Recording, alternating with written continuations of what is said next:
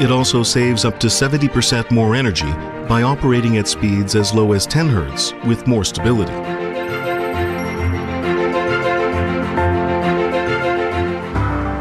It reduces torque vibration down to 40% for quiet outdoor unit operation. Stable operation with low vibrations also results in increased durability. They'll name you 100 reasons to step back. But when you achieve your goal, they will follow you. Gorilla, make some noise. In 2023, we continue to deliver on the promises of Plan Belize, proving that hard work and dedication are the pillars of a brighter, safer future for all Belizeans. With the launch of the Prison Information Management System, we've revolutionized how justice is delivered. For the first time, Belize's prison system has transitioned from outdated paper records to real-time digital monitoring, ensuring no one is lost in the system. At the National Forensic Science Service, new state-of-the-art facilities for histopathology and toxicology are transforming forensic investigations.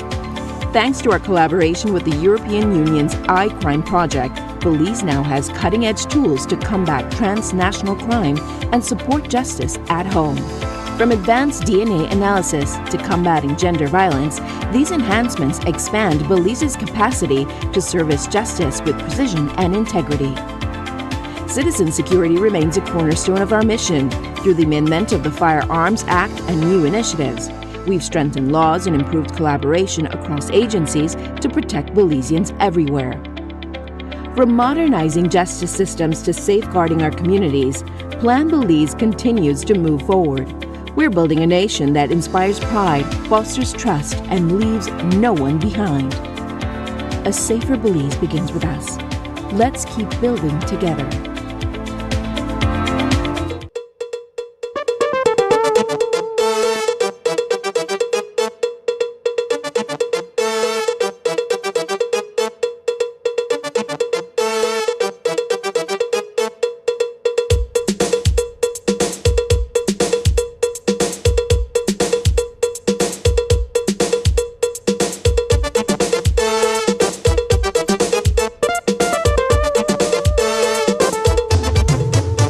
This newscast is brought to you by the Belize Bank Limited.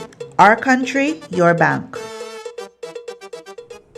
Good evening. Welcome to News 5 Live for Friday, February 7th. I'm Jamie Rock. Before the House meeting even started, thousands of teachers from the Belize National Teachers Union marched in Belmopan to express their frustration with the government. They're upset because some haven't received their due benefits. The teachers are demanding changes in how the school system is managed. Today, BNTU President Nadia Khalis told reporters that better school management systems are needed to ensure teachers get their salaries and benefits on time. The BNTU is urging the Ministry of Education to lead this change. Here's News 5's Marian Ali with the report.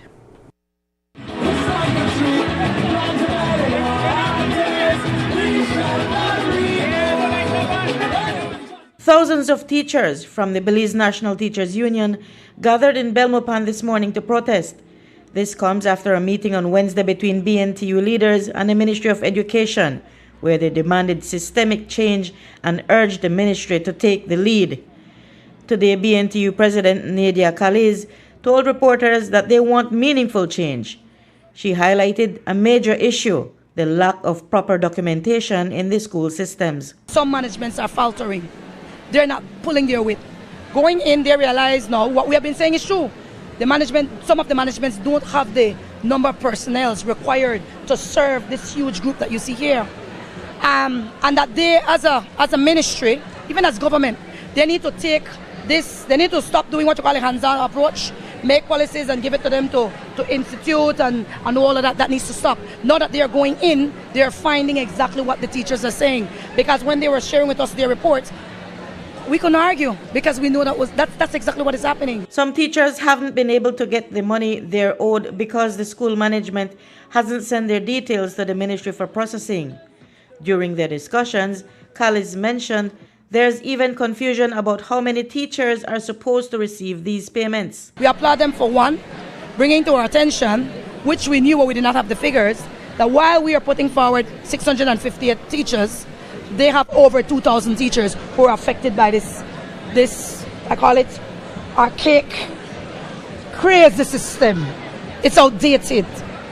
It's antiquated. They realize that.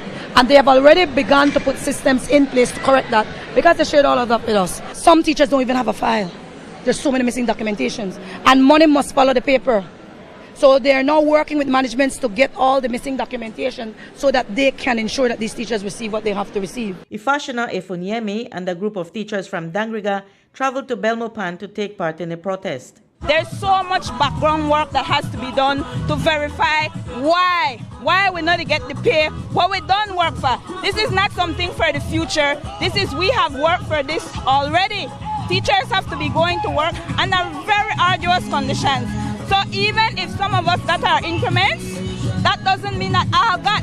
And we have to stand in solidarity with our brothers and sisters who are still suffering. That's what a union is about. How they respond to some who may criticize the fact that you're out here when you should be in the classrooms teaching the students on a Friday morning. But being outside of the classroom is also a teaching moment. Our children need to learn civic pride. They need to know that they must have a voice and use that voice in a democratic nation. And we have to make sure that our government representatives, who are our employees, who we pay with all the taxes that they take out of our salaries every month, we must hold them accountable. Kallis says the ministry has eliminated unnecessary bureaucracy that delayed the process for teachers' salaries and benefits. Today, teachers protested under the theme, "Value Teachers, We Matter."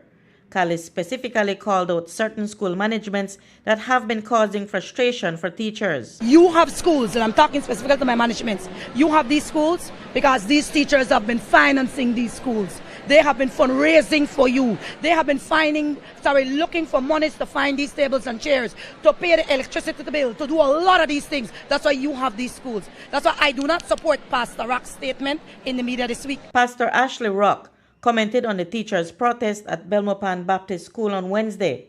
As the school's board chairman, he felt that the teachers wanted to dictate how the school should be run. Kallis explained that today's protest was the start of a campaign and they will take further action if other issues aren't addressed. She emphasized that the protest and any future actions are not intended to influence the upcoming election results. While the opposition has shown support for the teachers, Kallis stated that the union wants to keep politics out of their event. The union and the ministry are set to meet next week. Reporting for News 5, I'm Marian Ali. Joining today's protests were members of the Public Service Union led by President Dean Flowers. Flowers told News 5 that the PSU's participation had two purposes: to show solidarity and because public officers have children taught by these teachers, making their well-being crucial. When you speak of solidarity, solidarity is not sitting behind your computer screen or behind your cell phone saying that you support the teachers when you're not on the ground. Solidarity means getting on the ground and giving that support physically. Secondly, I'm a parent and I have children at every single level of education in this country. And their education stands to be impacted negatively if the teachers are not contented while doing their jobs.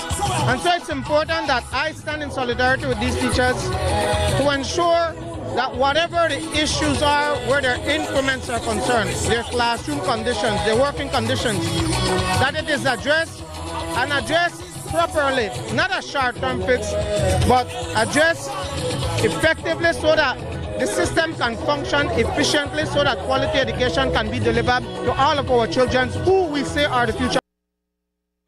The Christian Workers Union, CWU, has officially informed the government of Belize that it plans to take industrial action against the Port of Belize Limited in 21 days due to ongoing labor disputes.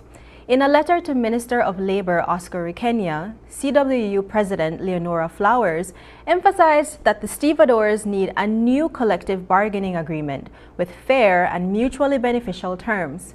Today, President Leonora Flowers shared more details. We've only just given the minister notice that we intend to do the 21 days to possible strike action. That's what's afforded us under the law. And so it's now with the ministry that they can summon a tribunal. In fact, they have asked the National Trade Union Congress of Belize to put forward someone for the tribunal. And we believe very shortly they will tell us that the tribunal has been enacted, and we will follow through on that. What exactly are they calling for? Who's calling for it? The stevedores. What exactly are the concerns that they're having this time around? The concern that we have is that we've not been able to reach any significant ground in arranging an increase for the stevedores. No financials have been considered except to say we're offering $3 more on meals, $12 to $15, and 30 cents on a dollar per year for the annual salary. So we believe that's very small, and with the cost of living now, we're asking them to increase that and to look at something else. Opposition leader Moses Shine Barrow has strongly opposed the appointment of Maria Rodriguez as Auditor General. Barrow claims Rodriguez is unqualified, alleging that the university from which she says she earned her master's degree does not offer an online business administration course and doesn't accept students from Belize. He also criticized her administrative skills. These were just a few of the points Barrow raised during his passionate 45-minute speech in the House of Representatives. It starts with illegal promotions. Madam Speaker, there is evidence that Ms. Rodriguez was promoted illegally twice. Now, if something starts wrong, usually it continues wrong, and it will only end wrong, Madam Speaker. The Office of the Auditor General has been a problem for this country for quite some time, Madam Speaker. This People's United Party government promised in its manifesto to fix the Office of the Auditor General, Madam Speaker, and they have not done that. The country has been, in essence, without a functioning Auditor General for the last 4 years, Madam Speaker. And this attempt to appoint a PUP crony, believe family with the member from Corozal Southeast. I believe the leader of the opposition have his information incorrect. As far as I know, Ms. Rodriguez is not any family member of mine, and she's originally from Corozal Southeast, proudly, and from the Corozal district. That's the point of order, Madam Speaker. We're correcting you, sir. I know you don't understand Please it. educate me. What's the point of order? I've taken the correction. But that is the first, that's an incorrect information, like I presume the rest of your speech, leader of the opposition. Please scratch it off the record. And preferably not something else, because you're wrong. As expected, the House of Representatives meeting was filled with heated exchanges. The debate over Maria Rodriguez's potential appointment as Auditor General saw plenty of mudslinging. Henry Charles Usher, the area representative for Fort George, mocked Barrow for questioning qualifications while holding an honorary master's degree himself. Prime Minister Briceño also joined the fray, adding his own comments to the lively discussion. And while he came in here and talking about or trying to create the impression that the qualifications that Ms. Rodriguez had, he said it's unsubstantiated. But what I can inform the leader of the opposition, that it is a fact that this whole country knows that the doctorate that he claims to have is not in his possession. That he cannot show the country at any point. want to talk about qualification? Madam Speaker, on a point of order. I have an honorary doctorate from the University of Liberia, Madam Speaker. Noted. Could you please correct the record, Madam Speaker? Noted. Madam Speaker, it's also a fact within his own party on a point of that order, they have Madam asked Speaker, him for his high school on a point diploma, of order, which Madam he cannot Speaker, produce as yet. I was listening to the leader of the, well, one of the leaders of the opposition. Madam Speaker, on a point of order, there is only one leader of the opposition according to the Constitution. No, sometimes I remember you may knock your head when you get in an accident, so I just need to correct you. It'll be that kind of Friday. Member for Court East, could we just get the mic off? Thank you. Again, one more last hurrah. All right.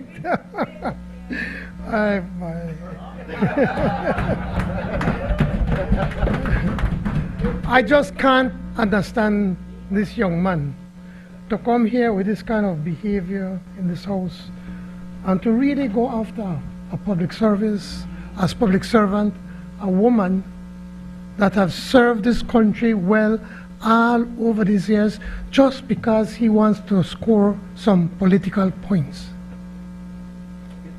I could imagine, I just hope that women across this country hear how he gone after a good woman, a woman that's well qualified. Today's House of Representatives meeting was full of heated exchanges, leading to the Speaker calling for a recess. The debate over the Auditor General's appointment got particularly intense. Prime Minister Briceño called the leader of the opposition Ms. Petty, while Ms. Balbaro made a serious accusation against Air Representative Jose Mai. Briceño also took jabs at former PSU President Gerald Henry, adding more fuel to the fiery session. If you want to make Mr. Henry apply, you should have better put in your name. But why did Mr. Henry not put in his name? Because he is not qualified. I'm sorry that I have to call out this gentleman. Mr. Henry, me and get along okay. I won't say we have friends, but you know, when we meet, we talk well. I think he's a decent man. But when you come and read things that are half-truths and twist it around to try to create as if there's some sinister move to put a highly qualified, belligerent public servant who is a woman, I have a problem with that. All of us here have a problem with that. Even the other side, the bigger side of the opposition, have a problem with that. Why you're a real Miss Petty for you, boy. Manners. My God. Members, no, honorable member for Orange, honorable member. What? Whoa.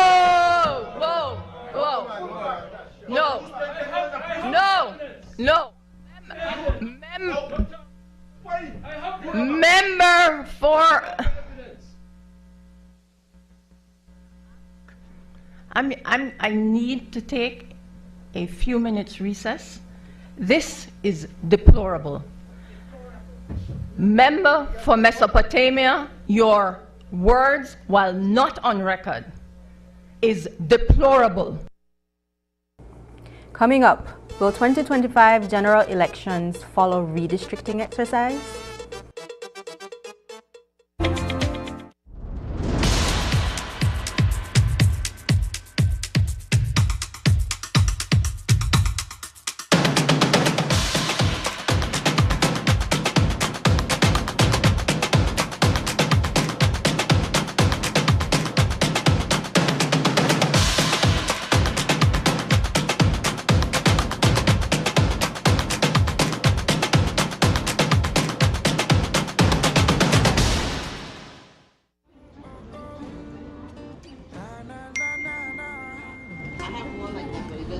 Really?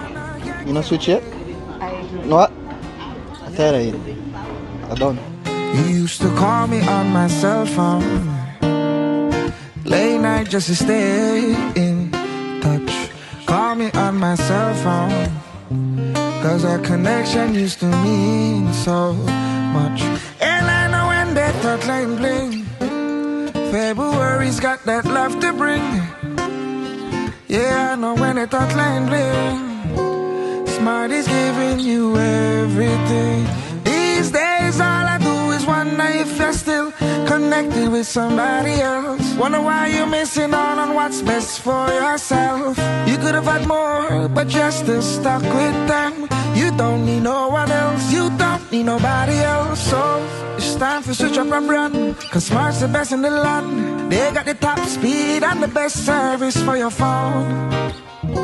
You should just switch to them, it's Smarter, no one else. You used to call me on my cell phone.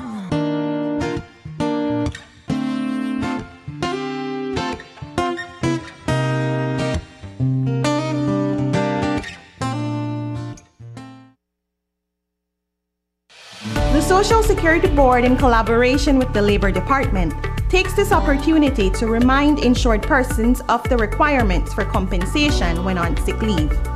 Any employee who has worked with an employer for at least 2 months is entitled to 16 working days of sick leave with full pay every year.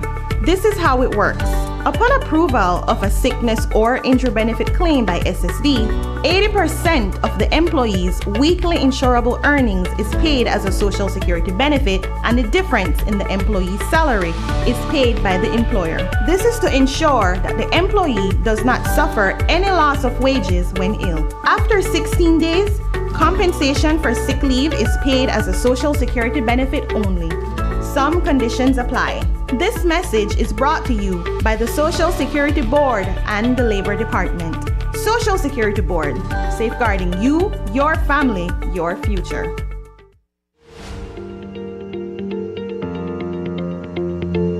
A just, final, and peaceful resolution of Guatemala's claim to Belizean territory is the highest priority of our foreign policy.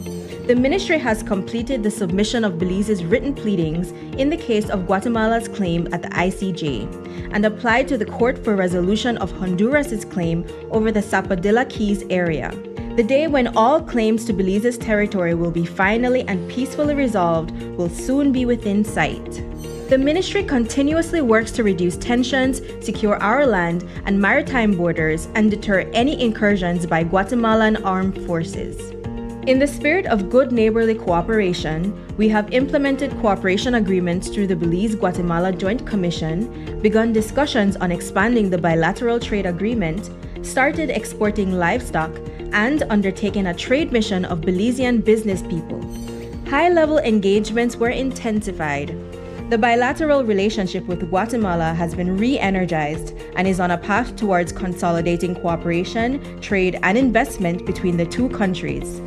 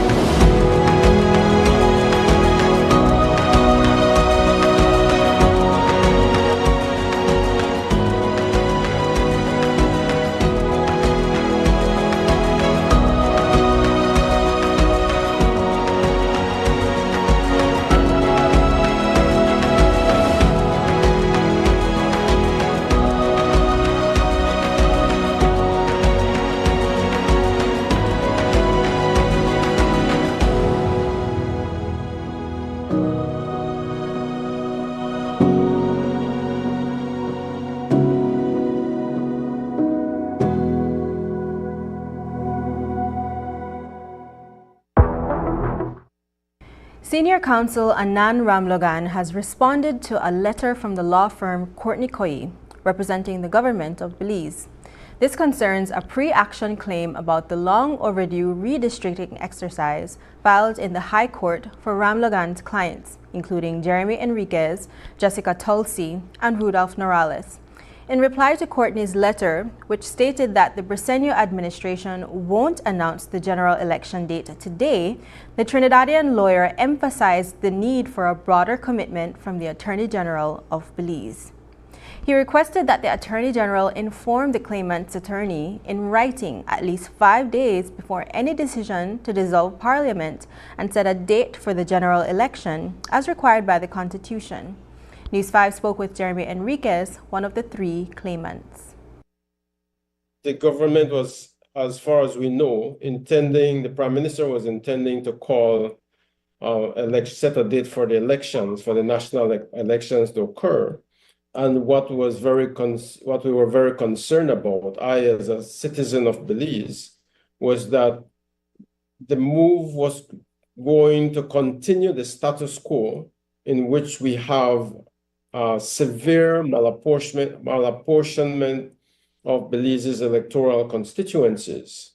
And so, as far as I'm concerned, they were planning again to violate the Constitution of Belize, even though at the beginning of their term, they promised that they would have all of that ironed out in compliance with Section 90 of the Constitution.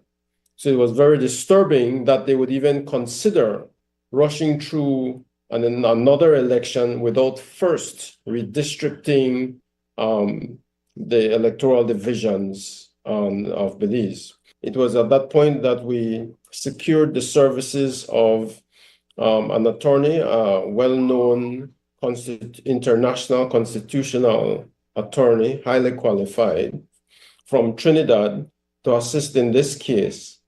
And so he had written to the Prime Minister, to the Attorney General, to make it known that any election that would be called would be considered illegal and in violation of the Constitution, and that we're going to challenge it through to the highest court if necessary. As a result, the Prime Minister complied and did not, if he was intending to, did not announce any date for election, hopefully in good faith to try to have this resolved. This afternoon, the law firm of Courtney Koye, representing the government of Belize, responded to a letter written by Senior Counsel Anand Ramlogan.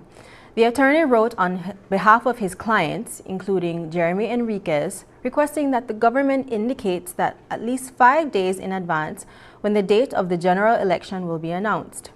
In its rejoinder, Courtney Koye wrote, quote, "We acknowledge receipt of your letter dated February 6, 2025, which we received via email at 10:14 p.m. We note in your letter that you have demanded an undertaking be given by the Prime Minister by 4 p.m. today. As you have expressed in your letters, the House of Representatives is sitting today. Therefore, it is not possible for us to advise our client and obtain instructions within the unreasonably short period you have demanded. In accordance with the pre-action protocol's practice direction, we expect to be able to take instructions and respond more fully on Monday, February 10th, 2025. End quote. We were satisfied to know that, yes, the Prime Minister would not call an election at this sitting of the House, but there's nothing to say that he could not tomorrow call the election. So we were able to get another letter sent back to the Attorney General through the private law firm, Courtney Koye and Associates, to indicate that we accept in good faith that the election is not called at this House meeting, but that if elections will be called, whenever elections is called, that we given at least 5 days indication that the election will be called.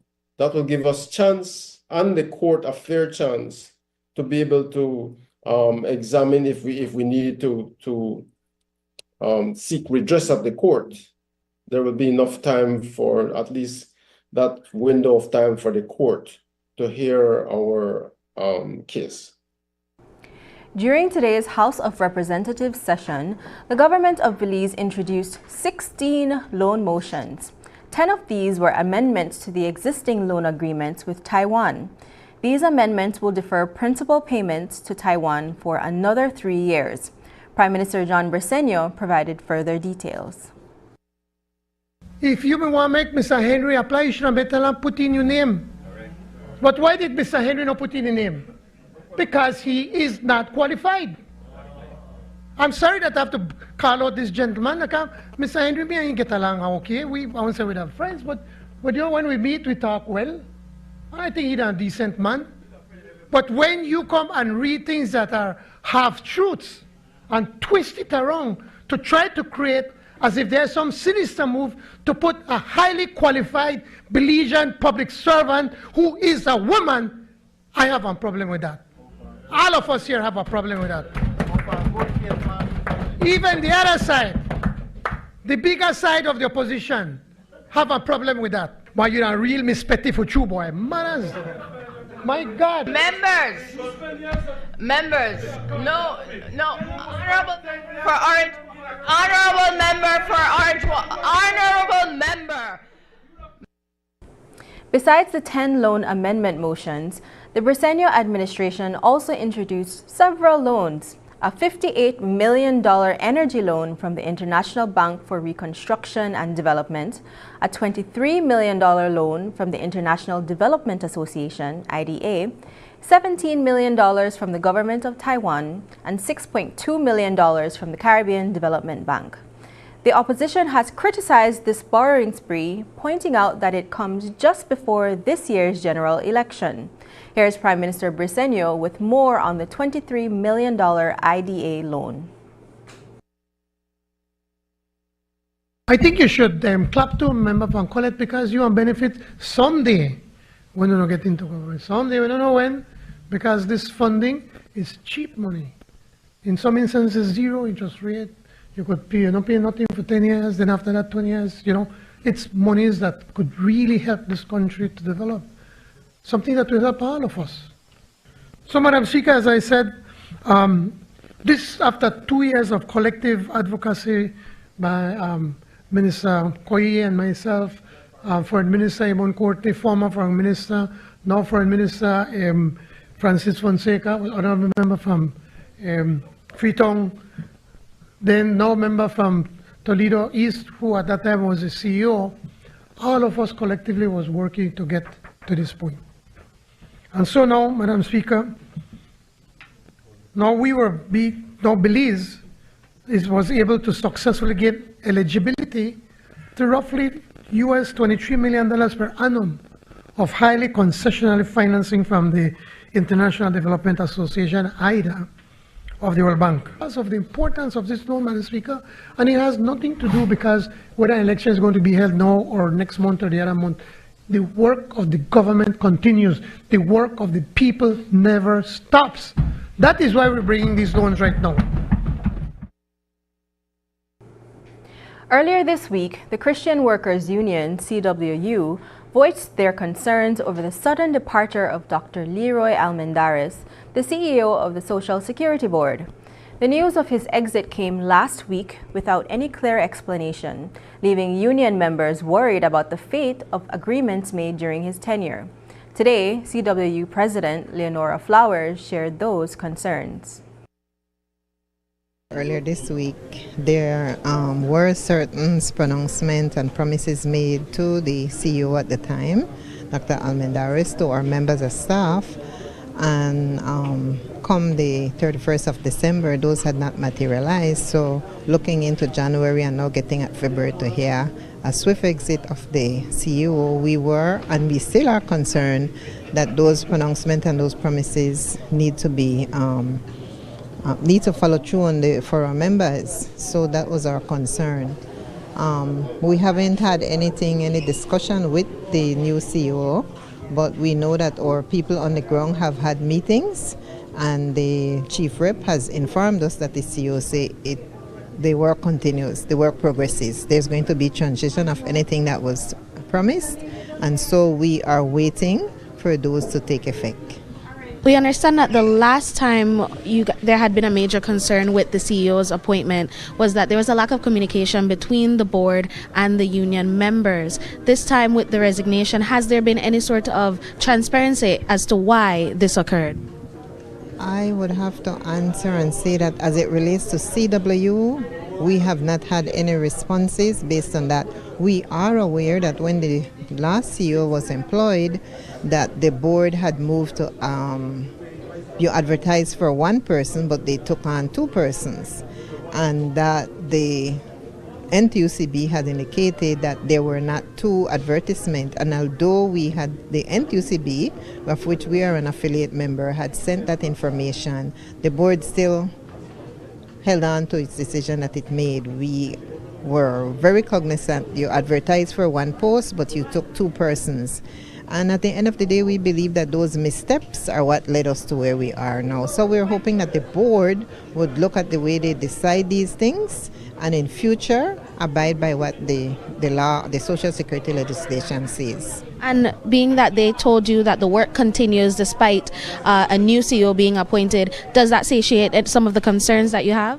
It does. It certainly does for our members, but CW will be waiting and ensuring that it does follow through. After the break, Compal says police patrol went looking for Gabrielle. More when we return. But first, here's the latest weather update from the Belize Met Service.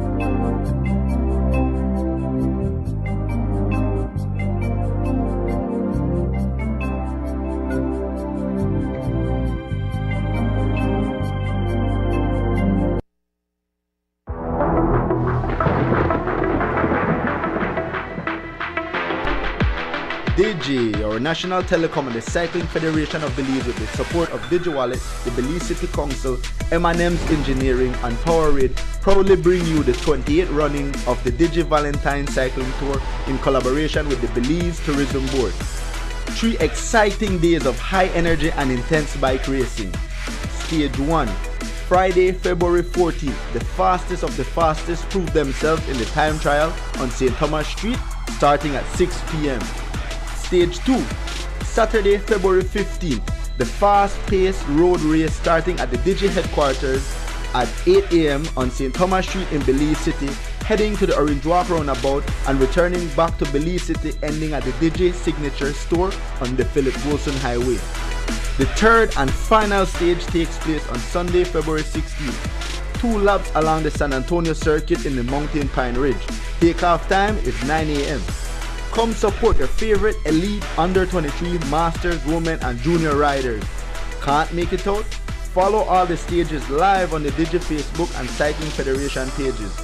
The annual Digi Valentine Cycling Tour 2025, February 14th, 15th and 16th. Don't miss it.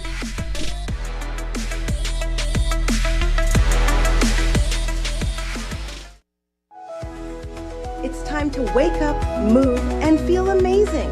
Get your heart pumping and your energy flowing with Morning Boost. A fun and dynamic workout show to kickstart your day. Whether you're a beginner or a fitness pro, we've got the moves to keep you motivated. So grab your mat, set your alarm, and let's get moving. Morning Boost, weekdays at 6 a.m., only on Channel 5.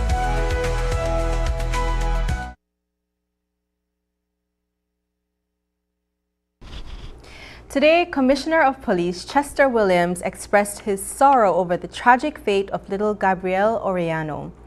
He shared that a woman police officer who was at a hair salon at the time saw Gabrielle run by. She immediately called the 911 hotline to report the sighting.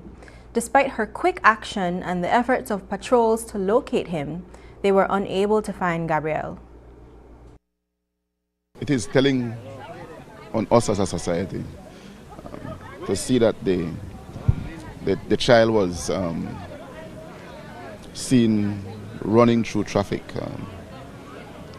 Several vehicles almost hit him and nobody stopped to check to see who the child was, where he was going or anything. Like, they just left him alone. It ended up in that sad way that no one would want to see a child, We also reviewed the issue with the police officer who had given an interview to the media, I think to WFM, stating that she had seen the child and had called the 911 and gave the information. We have checked on that, and it is indeed true. She called, and it showed that immediately after she called, the diary entries showed that she passed the information on to the patrols that were out. The patrols went and checked. Unfortunately, they were not able to find him. And again, you can see in the video the child was moving very fast. And so because of that, the patrol was not able to locate the child. Williams stated that the investigation into Gabriel's tragic death is examining whether anyone can be held criminally or legally responsible. He explained that once children are at school, they are under the school's custody. However, he noted that despite this, it will be challenging to find grounds to hold anyone criminally accountable for the child's death. At the end of investigation, we will refer the matter to the DPP, but I don't foresee her giving such directives. At the end of the day, I think even the teachers at Stella Maris are shaken up by what happened. So they are going through their own things right now, because certainly they would not have wanted that to happen to the child, right? So, but we'll see when that time comes. Is there a main fact the police is trying to establish in their investigation? Well, the issue that we'll be looking at is to see if there is any culpability in terms of negligence on the part of anybody.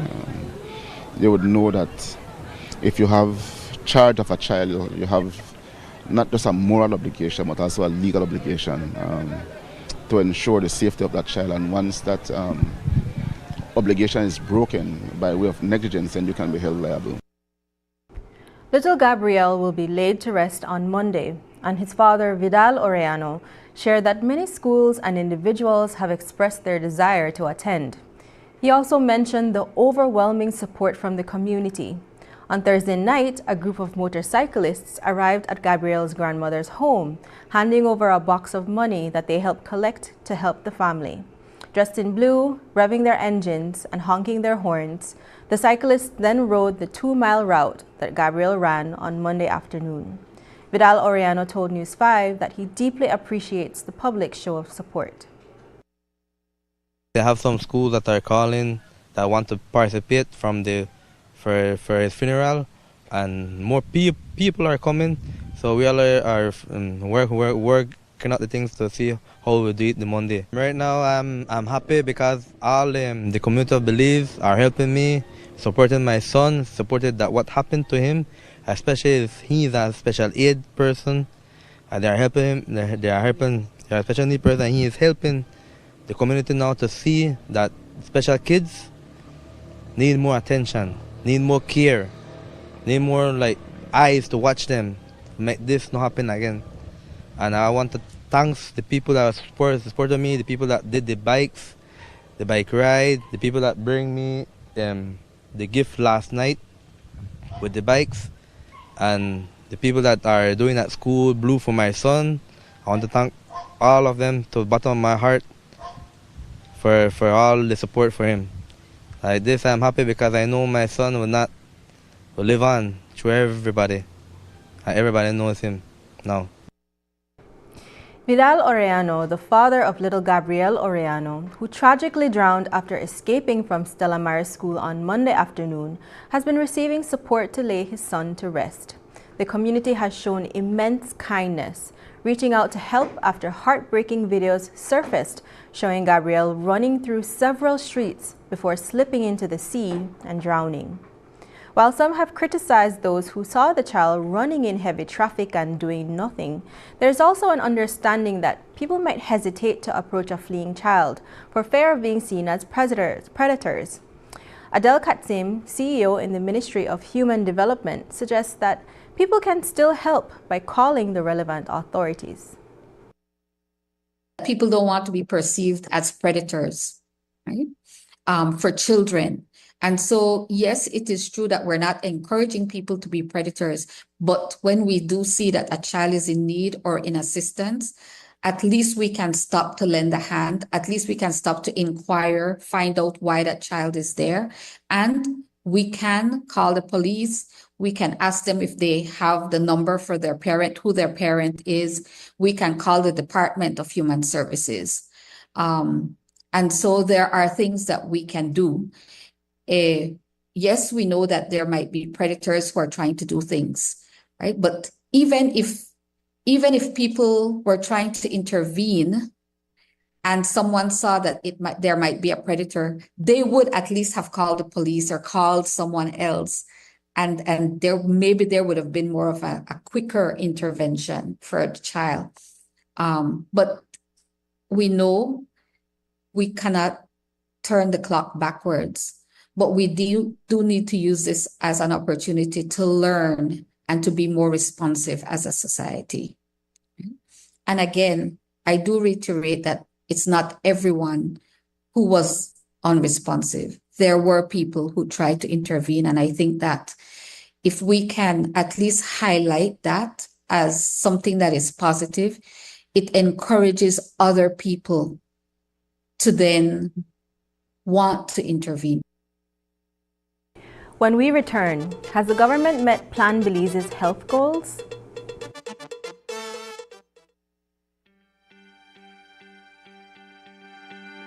Our older persons deserve to live with dignity and respect. They built this country, and now it's our turn to care for them. Under Plan Belize, we've taken significant steps to improve the lives of our seniors. We've expanded the Boost program, launched the Roving Caregivers program, and included seniors in our low-income housing initiative. We've made healthcare more accessible by expanding the national health insurance and removing primary healthcare fees. We've championed the rights of our older persons by enacting the disability legislation and signing the Inter-American Convention on Protecting the Human Rights of Older Persons. The government of Belize is committed to ensuring a better tomorrow for all Belizeans, especially our elders. Plan Belize, delivering on our promise to protect our older persons.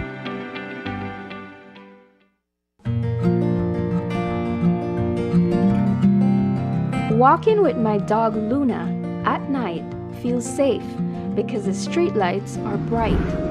Thanks to BL's LED streetlight project, our communities look much brighter. If you have an old fixture in your neighborhood, report it today using the BL 24/7 app. With just a few clicks, you too can help make our communities safer, brighter, and more energy efficient.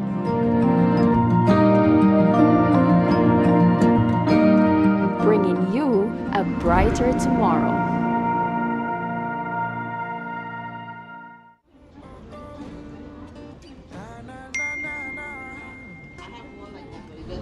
Really? You not switch yet? No what? I tell you, I don't. You used to call me on my cell phone, late night just to stay in touch. Call me on my cell phone, cause our connection used to mean so much. And I know when that thought line bling, February's got that love to bring. Yeah, I know when that thought line bling, Smart is giving you everything. These days all I do is wonder if you're still connected with somebody else. Wonder why you're missing out on what's best for yourself. You could have had more, but you're still stuck with them. You don't need no one else, you don't need nobody else. So it's time to switch up your brand, cause Smart's the best in the land. They got the top speed and the best service for your phone. You should just switch to them, it's Smarter, no one else. You used to call me on my cell phone.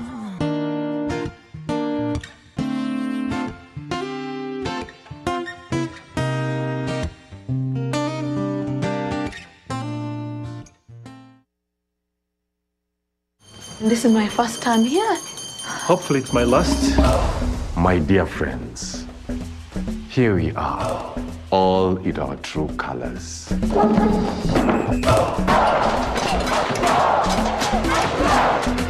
Your transfer papers, your key to the Mvule Kingdom. Hi, I'm Lisa. I know. Here are your clippers. Clippers? Hussein. We are prefects. We run this place. So let's act like it. Solomon, the head prefect, quick. Is my collar straight? You'll be out of Mvule High before you can pronounce the word scholarship. We have a mystery to solve. The only way we can make a difference is if we stick together. When I'm head prefect, each and every student will have a voice. You need to show that news quick, Mvule. I hate this school! Freedom to grow.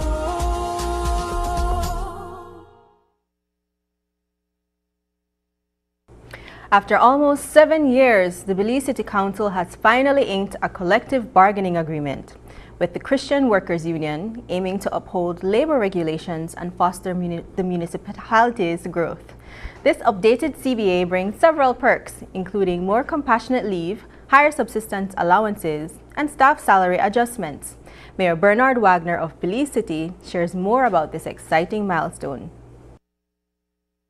When we came into office, that CBA was then expiring in 2018, and we were quickly brought to the table in 2019, but things occur outside of our control, and so being able to get this done for our staff, our workers, the field workers, our administrative workers is really huge for us, and I want to ensure that I left a document along with the union where workers' interests are at the forefront.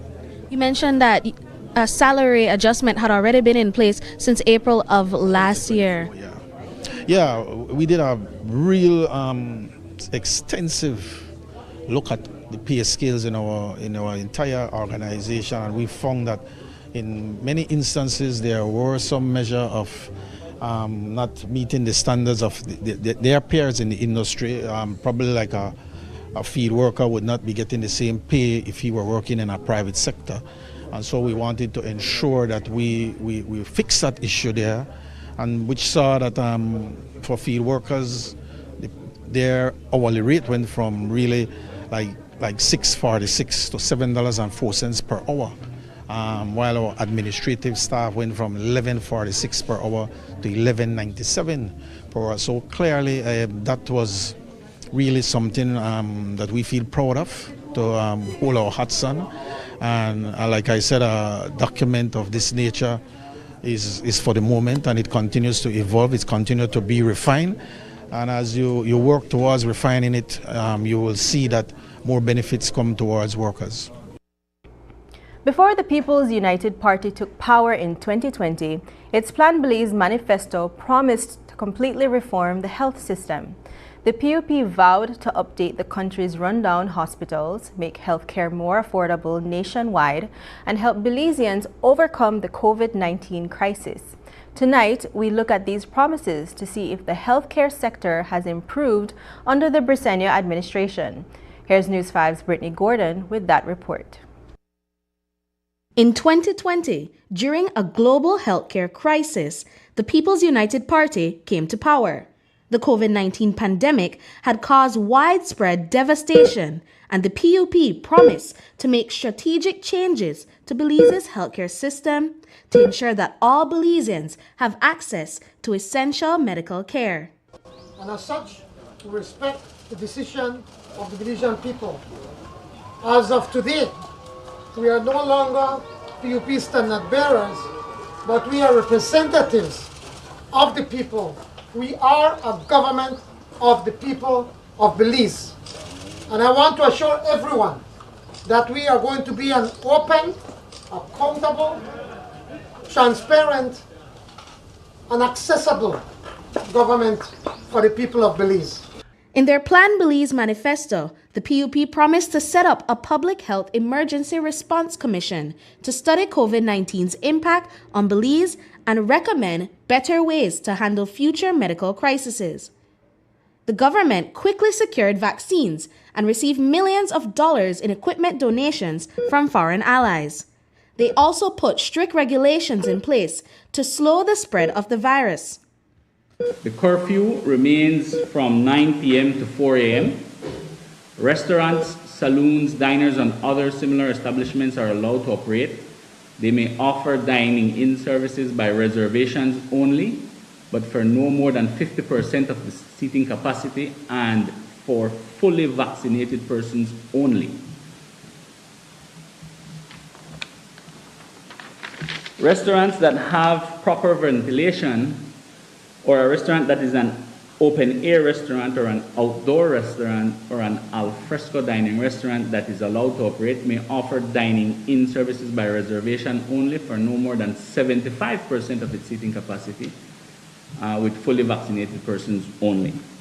The manifesto also promised to appoint a wellness minister to lead a national campaign for healthier living. Initially, the Briceño administration chose Michelle Shabat as Minister of Health and Wellness. However, things got chaotic when the ministry's CEO, Dr. Daisy Mendez, left after just 1 year. As the ministry struggled to find a suitable replacement, Prime Minister John Briceño replaced Shabat with Kevin Bernard as the new health minister. When he took it over when the pandemic was at its worst, and the ministry had absolutely no plan. And so he took that on and rolled his sleeves and he worked hard day in, day out. Could he have done certain things better? Of course, we could always look back, as we say now, looking back you have 20/20 vision.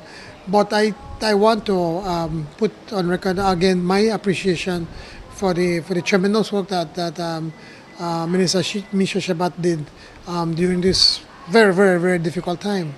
Every year, non-communicable diseases, NCDs, like diabetes and hypertension, remain the leading cause of death in Belize.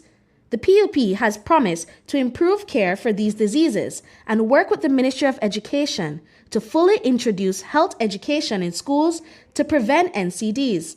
In 2023, the ministry launched the Healthy Habits, Healthy Schools, Healthy Belize project, which provides healthier meals to students and cuts down on sugary drinks. The following year, Belize joined the Hearts Initiative to fight cardiovascular diseases in the region. The ministry has also successfully rolled out the National Health Insurance, NHI, to provide affordable healthcare services to Belizeans nationwide. As you are aware, the rollout of the entire Cayo district has commenced. There have been consultations that is taking place. The plan is that by the end of this year, we should have NHI across the entire country. So there is a process. I think that in May, we are looking at targeting the Cayo side and then Belmopan district, Belmopan city, and then we go on to the other surrounding villages because Cayo district is very huge. And so there's going to be a lot of uptake. It is our hope that by the end of the year, as I said, we would have full coverage of NHI across the entire country. The government also planned to support the development of the medical science facility at the University of Belize.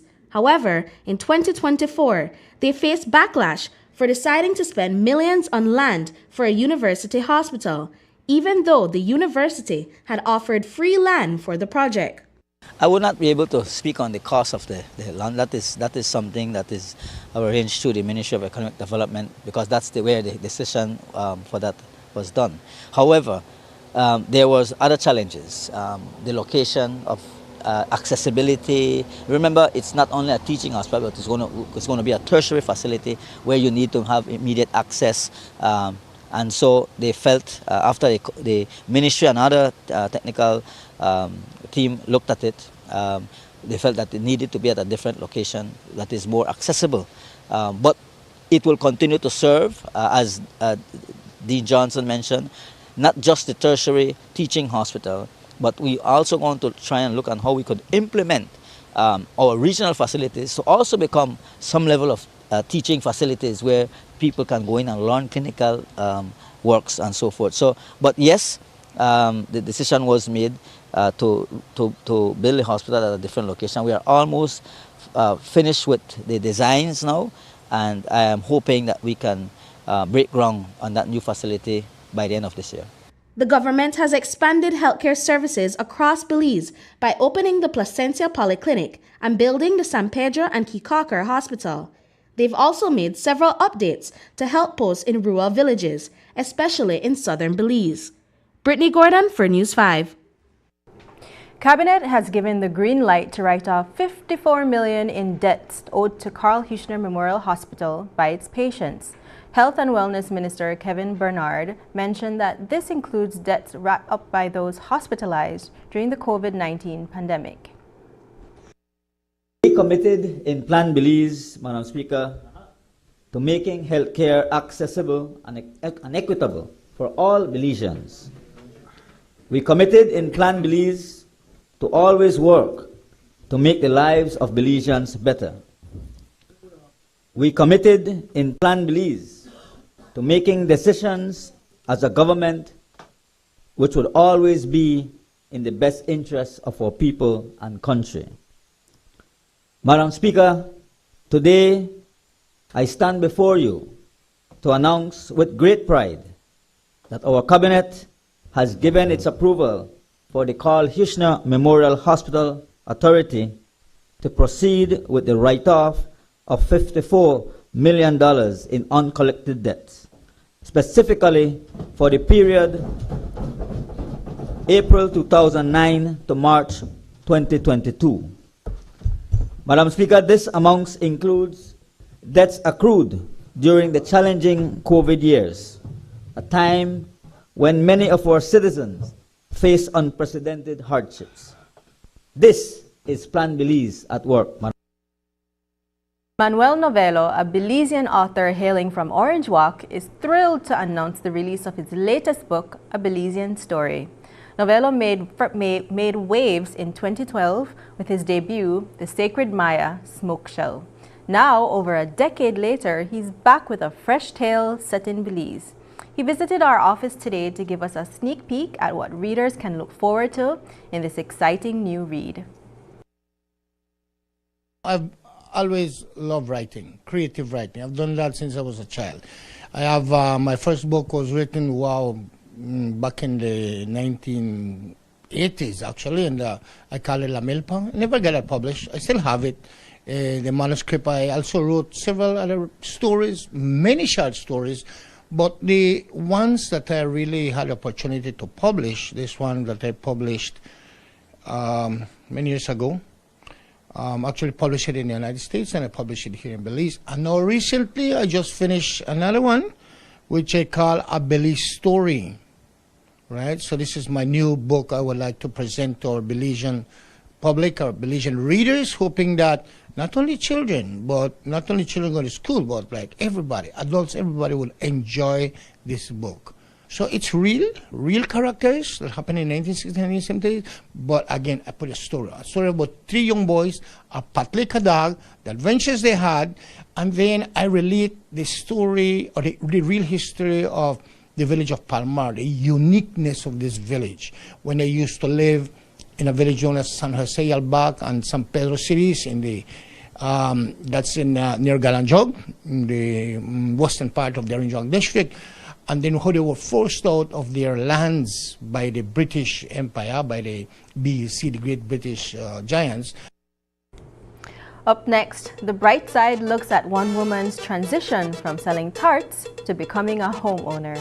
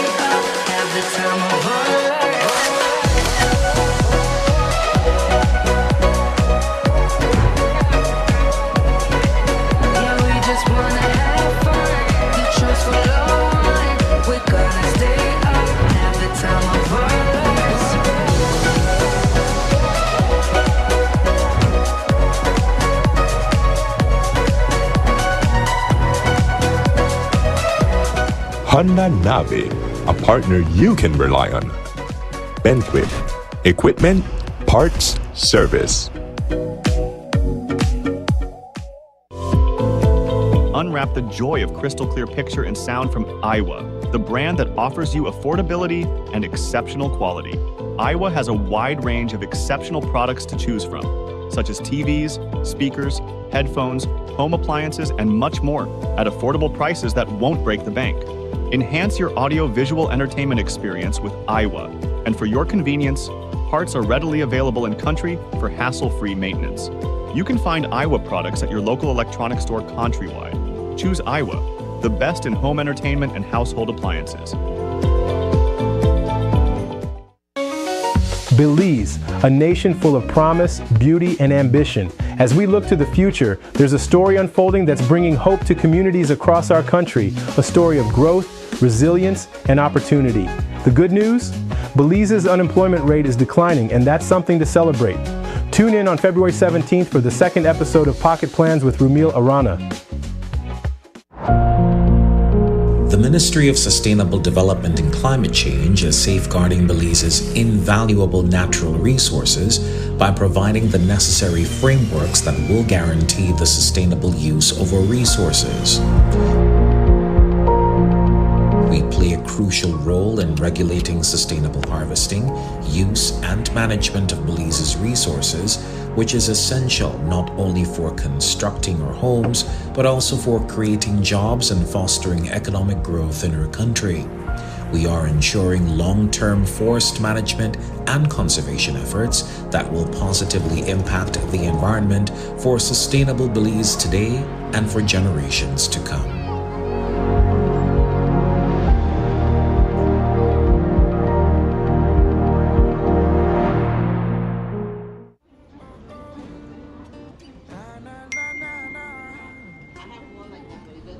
Really? You not switch yet? No what? I tell you. I don't. You used to call me on my cell phone, late night just to stay in touch. Call me on my cell phone, cause our connection used to mean so much. And I know when that thought line bling, February's got that love to bring. Yeah, I know when that thought line bling, Smart is giving you everything. These days all I do is wonder if you're still connected with somebody else. Wonder why you're missing out on what's best for yourself. You could have had more, but you're still stuck with them. You don't need no one else, you don't need nobody else. So it's time to switch up and brand, cause Smart's the best in the land. They got the top speed and the best service for your phone. You should just switch to them, it's Smarter, no one else. You used to call me on my cell phone.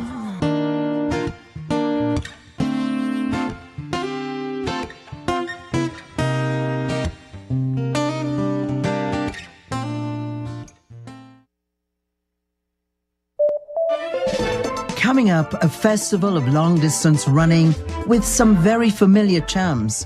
How about Run Barbados? When it comes to entertainment, this iconic couple really puts on a show. Caribbean Passport TV brings the region closer together. Exciting destinations, healthier meals. Be viewing this station. So have your passport ready and let's travel. A home is more than just a building. It's a place where stability, security, and new beginnings take root. For many invulnerable communities, owning a home can be a game changer, offering a chance to escape hardship and build a brighter future. Albina Casimira knows this too well. 12 years ago, she moved into a one-bedroom house that not only provided shelter, but also ignited a journey of resilience, entrepreneurship, and giving back. Tonight, we bring you her inspiring story, a true testament to the power of opportunity, determination, and community.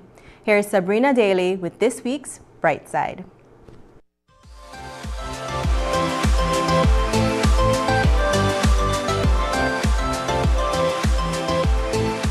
Having a stable and secure home can change lives. For many in vulnerable communities, having a roof over their heads opens new opportunities, allowing them to rebuild, grow, and escape the grip of hardship and poverty. Albina Casimiro experienced this firsthand before she became a homeowner. It's really rough. When I tell you rough. I have to go to work every day. I have to see that my kids, they have food on the table, because I was a single mother with 5 children, 3 boys and 2 girls. The 2 girls was the youngest girl when I get this house. 14 years ago, Casimiro seized a once-in-a-lifetime opportunity, a chance to own her own home. Through the religious organization's Hand in Hand Ministries, their Building for Change program made that dream a reality 2 years later. I had a bunk bed and a big double bed. So me and the girls, they sleep, and the boys, they use the bunk bed. But how did you feel knowing that it was your own? I may feel happy. I was so happy. So happy. Hand in Hand Ministries started its mission in Belize back in 2002, quickly becoming a beacon of hope for vulnerable communities. In areas where people struggle to gain the skills and resources to escape poverty, the ministry's work makes a huge difference. Rashida Bitran leads the charge as the director of the Building for Change program. When families come to our program for support, they are normally at rock bottom. This is normally their last stop for some type of sustainable living for themselves. And it's always a pleasure when we can work with these families, because it's not only a house. People would see 4 structures and a roof go up in 3 days, but it's more than that for the families receiving these homes. It's a dream come true. 12 years ago, Albina's dream became a reality when she received the keys to a 1-bedroom starter home. She left her 9-to-5 job and threw herself into building her own small business. Every morning, she woke up with the sunrise to sell Johnny Cakes, a beloved Belizean breakfast treat. Riding her bicycle through the streets, she called out to say that they were fresh from the oven. When I just make Johnny Cake, I go out like for 1 o'clock, I get up, bake it, and knead it, bake it. Then I left home like 5:30 to come out and sell. And people will hear me when I holler and I say, Johnny Cake, hot Johnny Cake, right in front of your door mouth, come and get it. That was my slang for Johnny Cakes in the morning. Johnny Cakes eventually gave way to a variety of other items on the menu. In her latest chapter, Casimiro became famous for her magic touch with pastries. Now retired at 61, she takes great pride in knowing that her hard work was appreciated not just by the organization, but also by her children. Her son, inspired by his mother's resolve, continued her legacy. I must say, she looked for retire, so I say, make her try it, because she like say, stop work for people. Same thing when your auntie does say. So I say, make her go try it. And I go and try it, and I fall in love with it. So every day, that's why I do right here. Were you in the kitchen prior to this? No, I never like I like the kitchen for eat. When I time for eat, I like in the kitchen. And I don't like in the kitchen, but then I must have a son called Lan. This is the thing right here, son. And 1 year now, I'll bake loan tarts. That's what I do right now. Even after 12 years, Casimiro's impact is still very much alive in the Building for Change program. After receiving the keys to a home, she embraced empowerment sessions provided by the administration and even joined efforts with other women to pay it forward. They proudly called themselves the Women Leadership Group. They understood the feeling they got when they received their home, that safety, and they wanted to give that same safe haven to our next family in need.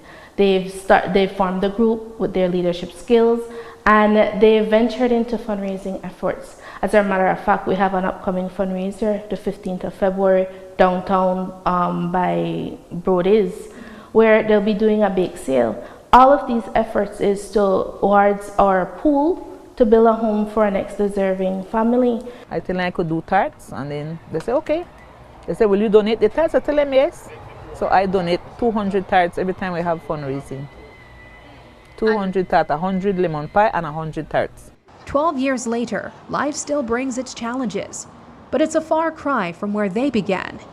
The single mother turned the tarts her family baked into the means to secure her children's education and even grow the home they once received. The house has been a stepping stone for her and her family, and if you notice, her house has grown. We gave her a 16 by 16. Now it's 16 by 16 times 2. Never easy. Never easy, but we come a long way though. I think we come a long way. Come from Johnny Cake. My rough day days. When I watch my cry, I have to get up. I go sell it and keep my stuff go to school too. Never easy, but people know the struggles. That's why my mama love me. Yeah, always that good about me. In a sense, because you know easy, rough. But nobody don't know what you're going through. They tell every day I don't stay as bake. Every tart they bake and you buy is a delicious reminder of empowerment, family, and sacrifice. This Belizean dessert tells a story with every bite. Looking on the bright side, I'm Sabrina Daly. It's very lovely. And that's the news. Tonight's broadcast is available at channel5belize.com on both our Facebook and YouTube. I'm Jamie Rock, and from all of us here at News 5, have a happy and safe weekend. Good night.